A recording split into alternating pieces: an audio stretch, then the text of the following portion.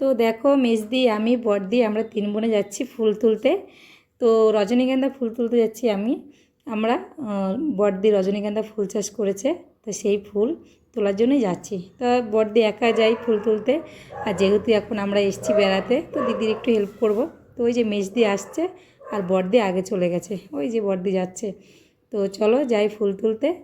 আর আমার কিন্তু ফুল তোলার অতটা নেই যে কিভাবে ফুল তুলতে হয়, কিভাবে তুলবো।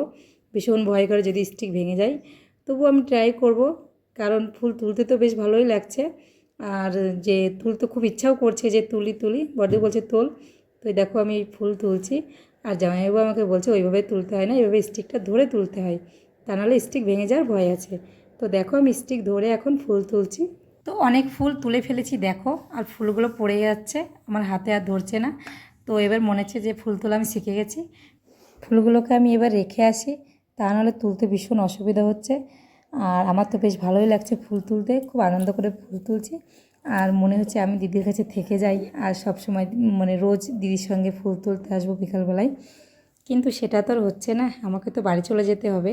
আর আমি যে কারণে এসেছি হরিয়ানা থেকে 3 মাসের জন্য, দুটো কোর্স করার জন্য, যেটা basic to advance bridal makeup and beautician course. তো এই দুটো কোর্স করার জন্য আমি হরিয়ানা থেকে এসেছি। তো 3 মাস আমাকে থাকতে হবে, আর এই কোর্স দুটো করব।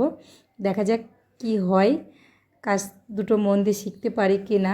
ভীষণই তো ইচ্ছা আছে কাজ দুটো ভালো করে শেখার জন্য। এবার দেখা যাক কি হয়, কাজটা শিখতে পারি কি না। অ্যাডমিশন হয়ে গেছি আমি, বর্ধমানে হয়েছি, সপ্তাহে 3 দিন ক্লাস। তো চলো গল্প করতে করতে অনেক ফুল তুলে ফেললাম। আর দেখো মেজদি এখন কানে মাথায় ফুল গুজছে। আর আমাদের ফুল তোলা তো হয়ে গেছে, এবার যাব বাড়িতে। আর আমও দেখো কানে একটা ফুল গুজে নিচ্ছি। তো দেখো কেমন লাগছে তোমরা কমেন্ট করে বলো। দেখা হচ্ছে পরের ভিডিওতে। টাটা।